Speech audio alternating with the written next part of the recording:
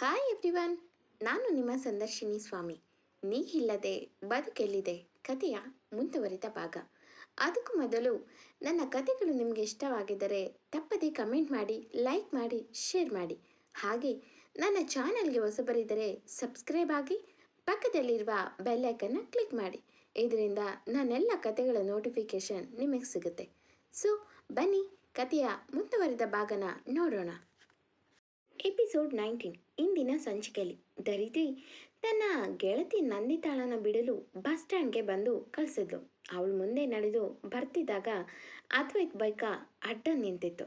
ಮುಂದೆ ದರಿದ್ರಿ ಹೆದರಿತು. ನೋಡ್ದ ಅದ್ವೈತು, ಭಯ ಆಯ್ತಾ ಎಂದು ನಗುತ್ತಾ ಬಾ ಎಂದ. ದರಿದ್ರಿ ಏನು ಮಾತಾಡದೆ ಬೈಕ್ ಹತ್ತಿದ್ಲು. ಇಬ್ರು ಮನೆಗೆ ಬಂದು ತಲುಪಿದ್ರು. ಅದ್ವೈತು, ಏನು ಮೇಡಮ್, ತುಂಬ ಖುಷಿಯಾಗಿದ್ದೀರಾ?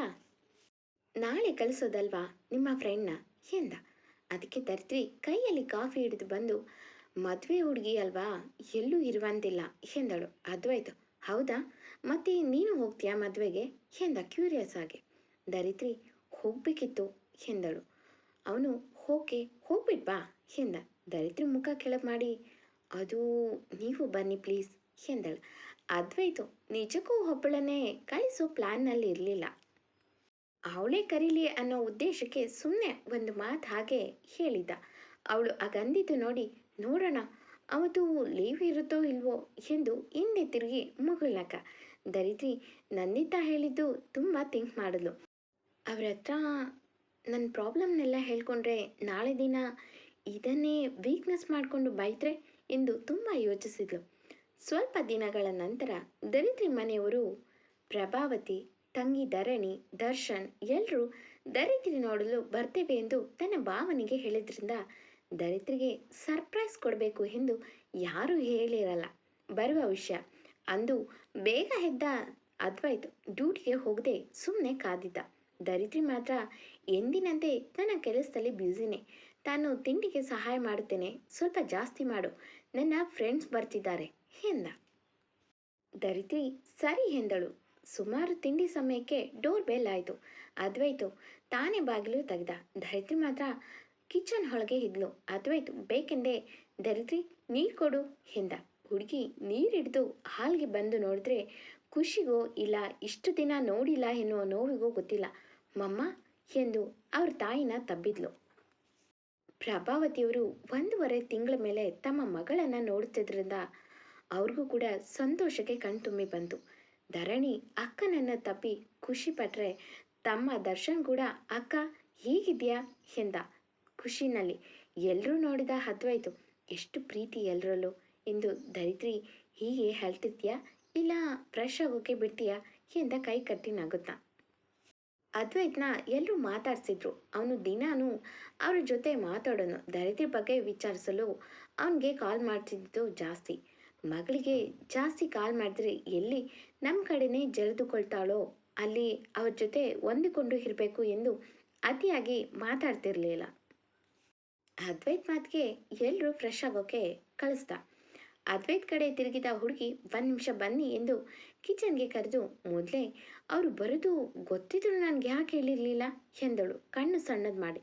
ಅದ್ವೈತು, ಅವರೇ ಹೇಳಿದ್ದು ನಾವು ಬರುವ ವಿಷಯ ಹೇಳೋದು ಬೇಡ ಅಂತ ಎಂದು ನಗುತ್ತಾ, ನಮ್ಮ ಕಡೆ ಇದನ್ನೇ ಸರ್ಪ್ರೈಸ್ ಅಂತಾರೆ, ನಿಮ್ಮ ಕಡೆ ಏನಂತಾರೆ ಎಂದ ಉಬ್ಬಾರಿಸಿ. ದರಿದ್ರಿ ಹುಸಿ ಕೋಪ ತೋರಿಸುತ್ತಾ, ಬನ್ನಿ ನಿಮಗೂ ಹಾಗೆ ಮಾಡ್ತೀನಿ ಎಂದರೆ ಎಲ್ಲಿಗೆ ಬರಬೇಕು, ಇಷ್ಟು ಹತ್ರ ಬಂದೆ ಸಾಕಾ ಎಂದು. ಅದ್ವೈತ್ ದರಿದ್ರಿಯ ಅತಿ ಸಮೀಪ ಬಂದು ನಿಂತವನ ನೋಡಿ, ದರಿದ್ರಿ ದೂರ ನಿಲ್ಲಿ, ಯಾರಾದರೂ ನೋಡಿದ್ರೆ ಎಂದು ಅವನ ಎದೆಗೆ ಕೈ ಹಾಕಿ ಹೊರಗೋಗಿ ಎಂದಳು. ಅದ್ವೈತು ನಗುತ್ತಾ ಖುಷಿಗೆ ಹೇಗೇಗೋ ಹಾಡ್ತಿದ್ದಾಳೆ ನನ್ನ ಚಿನ್ನಮ್ಮ ಎಂದುಕೊಂಡು ಹೊರಗೋದ. ಅವತ್ತೆಲ್ಲ ಪೂರ್ತಿ ತಿಂಡಿ ಊಟ ಮಾಡಿ ಮಾತಿಗೆ ಕೂತ್ರು. ಅದ್ವೈತು ಅವರು ಕೊಡಿಸಿದ ವಸ್ತುಗಳನ್ನು ತೋರಿಸಿ, ಇವೆಲ್ಲ ಯಾಕೆ ಕೊಡೋಕೋದ್ರಿ ಅಮ್ಮ ಎಂದ. ಪ್ರಭಾವತಿಯವರು, ನಮ್ಮ ಮಗಳಿಗೆ ಇದನ್ನೆಲ್ಲ ಕೊಟ್ಟಿರೋದು, ಬೇರೆ ಯಾರಿಗೂ ಅಲ್ವಲ್ಲ ಎಂದು ನಗುತ್ತಾ ತಮ್ಮ ಮಗಳ ಕಡೆ ನೋಡಿದ್ರು. ದರ್ಶನ್, ಏನಾದರೂ ಪ್ರಾಬ್ಲಮ್ ಆದರೆ ನಿಮಗೆ ನಂಬರ್ ಕೊಟ್ಟಿದ್ದಾನಲ್ಲ ಅವನಿಗೆ ಕಾಲ್ ಮಾಡಿ ಎಂದ. ಹೀಗೆ ಮಾತಾಡ್ತಾ ದರಿದ್ರಿ ಅಂತೂ ತನ್ನ ತಾಯಿ ಜೊತೆ ಕೂತು ಮಾತಾಡ್ತಾ ಹಾಗೆ ಮಡಿಲಿನಲ್ಲಿ ತಲೆ ಇಟ್ಟ ಹುಡುಗಿಗೆ ಸುಖವಾದ ನಿದ್ದೆ. ಅದ್ವೈತು, ಈ ಹುಡುಗಿ ಅವರಮ್ಮನ ಎಷ್ಟು ಇಷ್ಟಪಡುತ್ತೆ ಎಂದುಕೊಂಡು ಎಲ್ಲೋ ಒಂದು ಕಡೆ ಜಲಸ್ ಫೀಲ್ ಆದರೂ ಇನ್ನೊಂದು ಕಡೆ ಆ ಪ್ರೀತಿ ನನಗೆ ದರಿದ್ರಿ ಕಡೆಯಿಂದ ಸಿಕ್ಕರೆ ಎಷ್ಟು ಚಂದ ಎನ್ನುವ ಆಸೆ ಆಯಿತು. ದರಿದ್ರಿಗೆ ಅವರಮ್ಮ ಎಷ್ಟು ಹೇಳಿದ್ರು ಕೇಳದೆ ದರಿದ್ರಿ ಎಲ್ಲರ ಜೊತೆ ಹಾಲ್ನಲ್ಲೇ ಮಲಗ್ತಾಳೆ. ಅದ್ವೈತ್ ಒಳಗೆ ಮನಗಿದ್ದವನಿಗೆ ಎಲ್ಲರ ಮಾತು ನಗು ಕೇಳಿಸೋದು. ಅವನು ಒಬ್ಬನೇ ಹೆತ್ತಿದ್ದು ನೋಡಿ ನನ್ನೂ ಕರ್ತಿದ್ರೆ ಬರ್ತಿರ್ಲಿಲ್ವಾ? ಎಷ್ಟು ಸ್ವಾರ್ಥಿ ಚಿನ್ನಮ್ಮ, ನೀನು ಮಾತ್ರ ಅವ್ರ ಜೊತೆ ಮಾತಾಡಿಕೊಂಡು ಹೇಗಿದ್ಯಾ ನೋಡು, ನನ್ನೇ ಮರ್ತೆ ಬಿಟ್ಯಾ ಎಂದ್ಕೊಂಡ. ಎಷ್ಟೊತ್ತಾದರೂ ಇವನಿಗೆ ನಿದ್ದೆ ಇಲ್ಲ. ಧರಿತ್ರಿ ಅಂತೂ ಮಾತಾಡಿ ಚೆನ್ನಾಗಿ ನಿದ್ದೆ ಮಾಡಿದ್ಲು. ಅದ್ವೈತು ಸುಮಾರು ಅರ್ಧ ರಾತ್ರಿ ಡೋರ್ ತೆಗೆದು ನೋಡಿದ್ರೆ ತಾಯಿ ಮೇಲೆ ಕಾಲು ಕೈ ಹಾಕಿ ಮುತ್ತಾಗಿ ಚಿಕ್ಕ ಮಗು ಥರ ಮಲಗಿರುವ ಹುಡುಗಿ ನೋಡಿ ಇವಳ ಪ್ರಪಂಚದಲ್ಲಿ ನನಗೆ ಯಾವಾಗ ಜಾಗ ಸಿಗುತ್ತೋ ಹೇಗೋ, ಎಚ್ಚರ ಇದ್ದಾಗ ಮುಖನಾದರೂ ನೋಡ್ಕೊಳ್ಳಿವೆ, ಅದು ಬೇಡ ಅಂತ ಹೋಗಿ ಮಲಗಿದ್ದಾಳೆ ಬ್ಯಾಡ್ ಗರ್ಲ್ ಎಂದು ಸುಮ್ಮನೆ ಮಲಗ್ದ. ಬೆಳಗ್ಗೆನೆ ಬೇಗ ಎದ್ದ ದರಿದ್ರಿ ಅವನಿಗಿಷ್ಟದ ತಿಂಡಿ ಮಾಡಿ ಅವ್ರ ಜೊತೆ ಹಾಗೆ ಮಾತಿಗೆ ಕೂತವಳಿಗೆ ಒಬ್ಬ ಅದ್ವೈತ್ ಇದ್ದಾನೆ ಅನ್ನೋದೇ ಮರೆತು ಮಾತಾಡುವ ಹುಡುಗಿ ಮಾತು ಕೇಳಿ ಇವಳೇನಾ ಇಷ್ಟು ದಿನ ನನ್ನ ಜೊತೆ ಇದ್ದ ಹುಡುಗಿ, ಸೈಲೆಂಟ್ ಹುಡುಗಿ, ಇವತ್ತು ಹುಳ್ಳಿ ಉರಿದಂತೆ ಮಾತಾಡ್ತಿದ್ದಾಳೆ, ನನ್ನ ಜೊತೆ ಒಂದು ಮಾತಾಡಿದ್ರೂ ಮುತ್ತು ಉದುರುತ್ತೆ ಅನ್ನೋ ಹಾಗೆ ಇರ್ತಾಳೆ ಎಂದು ಸುಮ್ಮನೆ ಕೇಳಿಸ್ಕೊಳ್ತಿದ್ದ ಮಲಗಿದ್ದಲ್ಲೇ. ದರಿದ್ರಿ ಮಾತ್ರ ದರ್ಶನ್ ಕಾಲೆಳೆಯೋ ಥರ ಮಾತಾಡುತ್ತಾ ರೇಗಿಸ್ತಿದ್ಲು. ಪ್ರಭಾವತಿಯವರು ನೀನಿಲ್ಲದೆ ಮನೆಯೆಲ್ಲ ಬಿಕೋ ಅನಿಸುತ್ತೆ ನೋಡು, ಈಗ ಎಷ್ಟು ಮಾತಾಡ್ತಿದ್ದಾರೆ ಎಂದರು. ಧರಣಿ ಅಂತೂ ಅಕ್ಕ ನಾನೇ ಜಾಸ್ತಿ ಕೆಲಸ ಮಾಡಬೇಕು, ನಿನ್ನ ಮಿಸ್ ಮಾಡ್ಕೊಳ್ತಿದ್ದೀನಿ ಎಂದಳು. ದರ್ಶನ್ ಅಕ್ಕ ಫುಲ್ಲು ಕೆಲಸ ಜಾಸ್ತಿ ಆಯಿತು ಅಂತ ನೆನೆಸ್ಕೊಳ್ಳೋದು ಎಂದು ರೇಗಿಸ್ತಿದ್ರೆ ಧರಣಿ ಕೂಡ ಇವನೇನು ನೀನೇ ಎಲ್ಲ ಇವನಿಗೆ ಡ್ಯೂಟಿಗೆ ಬಾಕ್ಸ್ ಹಾಕೊಡ್ತಿದ್ದೆ ಅಂತ ನೆನೆಸ್ಕೋತಾನೆ ಎಂದು ಒಬ್ರಿಗೊಬ್ರು ರೇಗಿಸುತ್ತಾ ಮಾತಾಡ್ತಿದ್ರೆ ಪ್ರಭಾವತಿಯರು ಕಣಮ್ಮ, ಇಬ್ರು ಹಿಂಗೆ ಒಬ್ಬರ ಮೇಲೆ ಒಬ್ಬರು ಕಿತ್ತಾಡ್ತಾರೆ ಎಂದರು. ಧರಿತ್ರಿ ನಗತ್ತಾ ಸಾಕು ನಿಲ್ಲಿಸಿ, ನಿಮ್ಮ ಕೆಲಸ ನೀವೇ ಮಾಡಬೇಕು, ಮಮ್ಮಗೆ ಜಾಸ್ತಿ ಕೆಲಸ ಕೊಡೋ ಹಾಗಿಲ್ಲ ಎಂದಳು ನಗತ್ತಾ.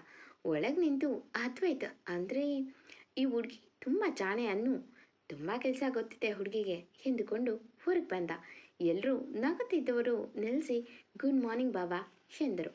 ಅದ್ವೈತ್ ಕೂಡ ಎಲ್ರಿಗೂ ಪ್ರತಿಯಾಗಿ ವಿಶ್ ಮಾಡಿ ನಗುತ್ತಾ ನಿತ್ಯ ಕರ್ಮ ಮುಗಿಸಿ ಬಂದು ಅಮ್ಮ ಇವತ್ತು ಗೊರುನಳಿಗೆ ಹೋಗೋಣ ರೆಡಿಯಾಗಿ ಎಂದ.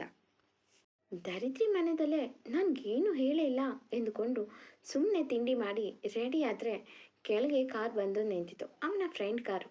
ಹುಡುಗ ಕೀ ಕೊಟ್ಟು ಹೋಗ್ತಾನೆ. ಅದ್ವೈತು ಎಲ್ಲರನ್ನು ಕೂರಿಸ್ಕೊಂಡು ಗೊರುನಳಿಗೆ ಹೋಗ್ತಾರೆ. ಅಲ್ಲಿ ಪೂಜೆಗೆ ನಿಂತಿದ್ದ ದರಿದ್ರಿ ನೋಡಿ ಒಂದು ಹೆಂಗಸು ನೀನು ದರಿದ್ರಿ ಅಲ್ವಾ ಎಂದರು.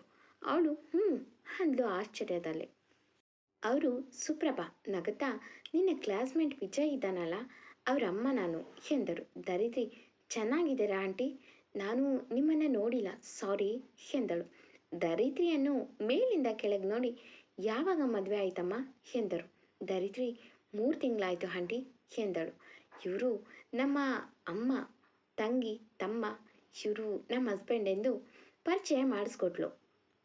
ಸುಪ್ರಭಾ ಅವರು ಅದ್ವೈತ್ನ ಮೇಲಿಂದ ಕೆಳಗೆ ನೋಡಿ ನಗುತ್ತಾ ಹ್ಯಾಪಿ ಮ್ಯಾರಿಡ್ ಲೈಫ್ ಎಂದು ತಗೊಮ್ಮ ಎಂದರು. ಅವರ ಕೈಯಲ್ಲಿ ಹಸಿರ ಬಾಳೆ ಇತ್ತು. ದರಿದ್ರಿ ಬೇಡ ಎಂದರು.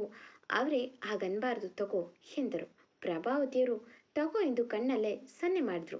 ದರಿದ್ರಿ ತಗೊಂಡು ಥ್ಯಾಂಕ್ಸ್ ಎಂದಳು.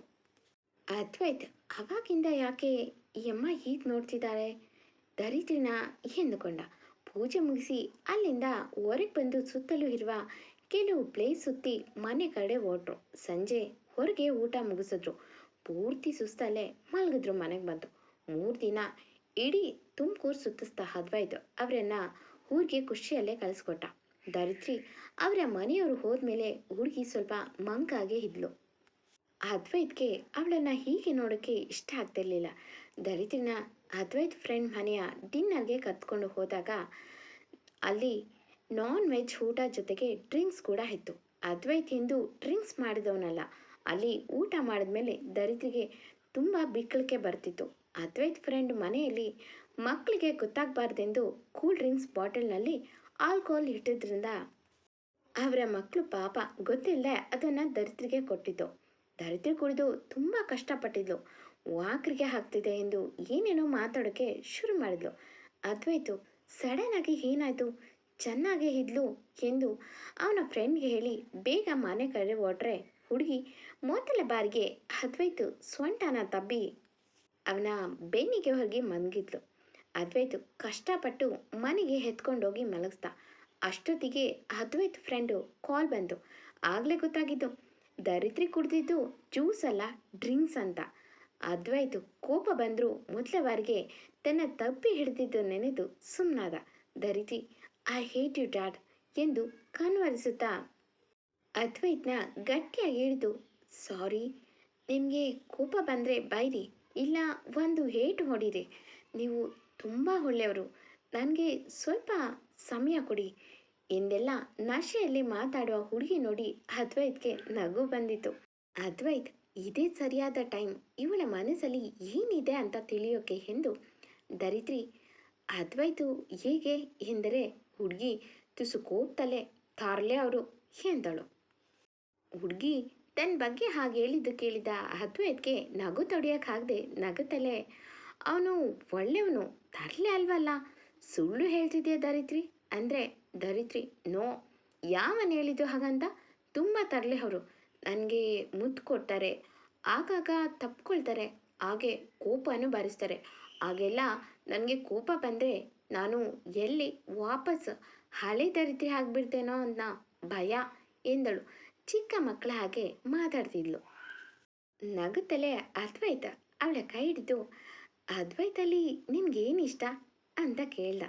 ಅದಕ್ಕೆ ಅವಳು ಹೇಳಲ್ಲ ಹೇಳಲ್ಲ ನಿಂಗಂತೂ ಹೇಳಲ್ಲ ಎಂದು ಹಾಡು ತೊಲ್ಲುತ್ತಾ ಸಣ್ಣದಾಗಿ ಕಣ್ಣು ಮುಚ್ಚುತ್ತಾ ಬಿಡುತ್ತಾ ಮಾತಾಡುವ ಹುಡುಗಿ ನೋಡಿ ಅದ್ವೈತು ಮರಳಾಗ್ತಿದ್ದ. ಅದ್ವೈತು ಯಾಕೆ ಅವನು ನಿನ್ನ ಗಂಡ ಅಲ್ವಾ ಎಂದರೆ ತೂ ಅವರೊಂದು ಬ್ಯಾಡ್ ಬಾಯ್, ನನಗೆ ಬೈತಾರೆ, ನನಗಿಷ್ಟ ಇಲ್ಲ ಎಂದಳು ಮುಖ ಸೊಟ್ಟ ಮಾಡಿ.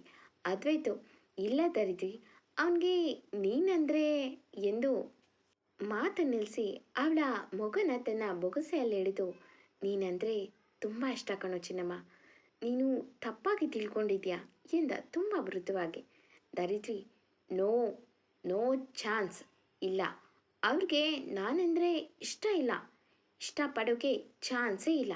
ಯಾಕೆ ಗೊತ್ತಾ, ಅವರು ಬೇರೆ ಹುಡುಗಿನ ಲವ್ ಮಾಡ್ತಿದ್ರಂತೆ, ಅದೇಗೆ ನಾನು ಲವ್ ಮಾಡ್ತಾರೆ ಅಲ್ವಾ. ಯಾವನೋ ನೀನು, ಸ್ವಲ್ಪನೂ ಬುದ್ಧಿನೇ ಇಲ್ಲ.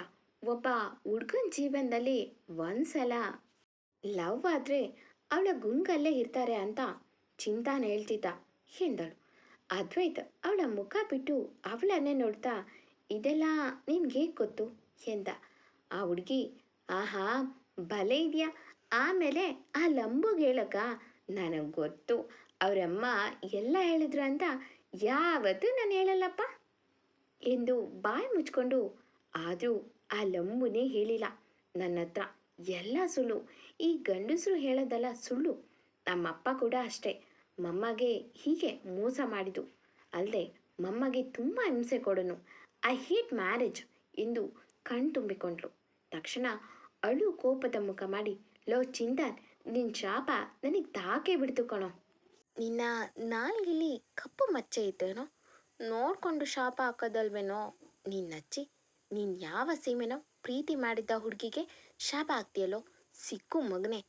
ಬುಳ್ಳೆ ಬಿಸಿನೀರು ಕಾಯಿಸಿಲ್ಲ ಅಂದರೆ ನಾನು ದರಿದ್ರಿನೇ ಅಲ್ಲ ಎಂದು ಹೊಟ್ಟೆ ಹಿಡಿದು ಮೈ ಮೇಲೆಲ್ಲ ವಾಮೆಂಟ್ ಮಾಡಿಕೊಂಡ್ರು.